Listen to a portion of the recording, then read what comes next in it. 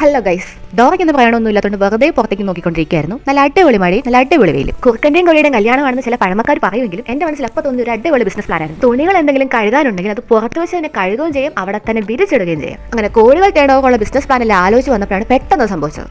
Yes guys, നമ്മുടെ ചാനലിൽ 100 subscribers ആയിരിക്കുന്നു. പിന്നെ ഞാൻ ഒന്നും നോക്കിയില്ല, അതൊക്കെ സെലിബ്രേറ്റ് ചെയ്യാൻ തന്നെ തീരുമാനം. സന്തോഷങ്ങൾ ചെറുതോ വലുതോ ആയിക്കോട്ടെ, പക്ഷെ സന്തോഷിക്കാൻ ഒരിക്കലും മറന്നു പോകരുത്. എന്നെ സംബന്ധിച്ച് ഇത് വളരെ വലിയ സന്തോഷമായിരുന്നു. അതുകൊണ്ട് ഞാൻ പിന്നെ ഒന്നും നോക്കിയില്ല, പെട്ടെന്ന് തന്നെ ഞാൻ എന്റെ ആയുധങ്ങൾ റെഡിയാക്കി.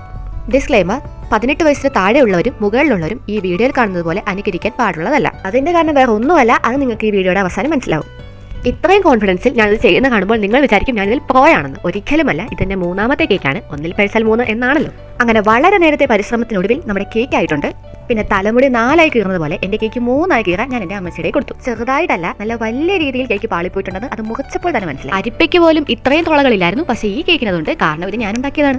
മുറിച്ച ആൾക്കും മുറിച്ച കത്തിക്കുമാണ് കുഴപ്പം, അല്ലാതെ കേക്കിന്റെ കുഴപ്പമല്ല. കാരണം കേക്ക് ഞാനാണല്ലോ ഉണ്ടാക്കിയത്. സ്പോഞ്ച് കൂടി പോയിട്ടാണോ എന്നറിയില്ല. നമ്മൾ കേക്ക് എടുക്കുമ്പോൾ തന്നെ അത് പറഞ്ഞു താഴേക്ക് വീഴുകയാണ്. പിന്നെ ഒന്നും നോക്കിയില്ല, ക്രീം ഇട്ട് എല്ലാം മൂടാനങ്ങ് തീരുമാനിച്ചു. പിന്നെ ക്രീം ഇടുന്നതിൽ ഞാൻ വളരെ എക്സ്പേർട്ട് ആയിരുന്നു. കാരണം ഇതിന്റെ ആദ്യത്തെ ക്രീം കേക്കാണ്. ഓരോ ലെയർ വെക്കുമ്പോഴും ചെറിയ പൊത്തുകൾ തൊട്ട് വലിയ മാളങ്ങൾ വരെ കാണപ്പെടുകയായിരുന്നു.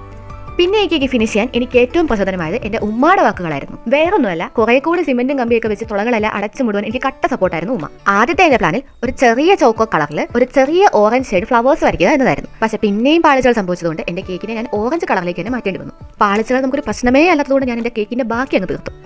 അങ്ങനെ ഏതാണ്ടൊരു ഷേപ്പൊക്കെ ആക്കി കേക്കിന് ഞാൻ സ്വയം വ്യാഖ്യാനിക്കുന്ന എന്റെ സ്വന്തം കേക്ക് ഏതോ ഒരു രൂപത്തിലായിട്ടുണ്ട്. ഇതാണ് ഗൈസ് എന്റെ കേക്കിന്റെ ഫൈനൽ ലുക്ക്. 100 യൂട്യൂബ് ഫാമിലി എന്നെഴുതാനാണ് എന്റെ ആഗ്രഹമെങ്കിൽ ഒരുപാട് നാളത്തെ പരിചയ സമ്പത്തുകൊണ്ട് എന്തൊക്കെയോ എഴുതി ഞാൻ ആ കേക്ക് അങ്ങോട്ട് അവസാനിപ്പിച്ചു. എന്റെ കലാപരിപാടികൾ തുടങ്ങിയിട്ട് ഒരു 10-15 മണിക്കൂർ ആയതുകൊണ്ട് ആ ക്രീം ഒക്കെ അങ്ങോട്ട് മെൽറ്റായി ഒഴുകി വരികയാണ്. അതുകൊണ്ട് ഫ്രിഡ്ജിൽ വെച്ച് സെറ്റ് ആയതിനു ശേഷം കട്ട് ചെയ്യാൻ വേണ്ടി എടുത്തു. അങ്ങനെ എന്റെ എല്ലാ വ്യൂവേഴ്സിനെയും ഓർത്തുകൊണ്ട് ആ സൽക്കർമ്മം ഞാൻ അങ്ങോട്ട് വഹിച്ചു. ആദ്യം തന്നെ എന്റെ വീട്ടിലുള്ള സബ്സ്ക്രൈബേഴ്സ് ഞാൻ കൊടുത്തു. അങ്ങനെ എന്റെ ചാനലിൽ 100 സബ്സ്ക്രൈബേഴ്സ് ആയതിന്റെ ഈ സന്തോഷം ഒരു ഗീവ് അവേ തന്നെ ആക്കാൻ തീരുമാനിച്ചു. Zone to B 100K subscribers എന്നതാണ് ഇതിന്റെ ഹൈലൈറ്റ്.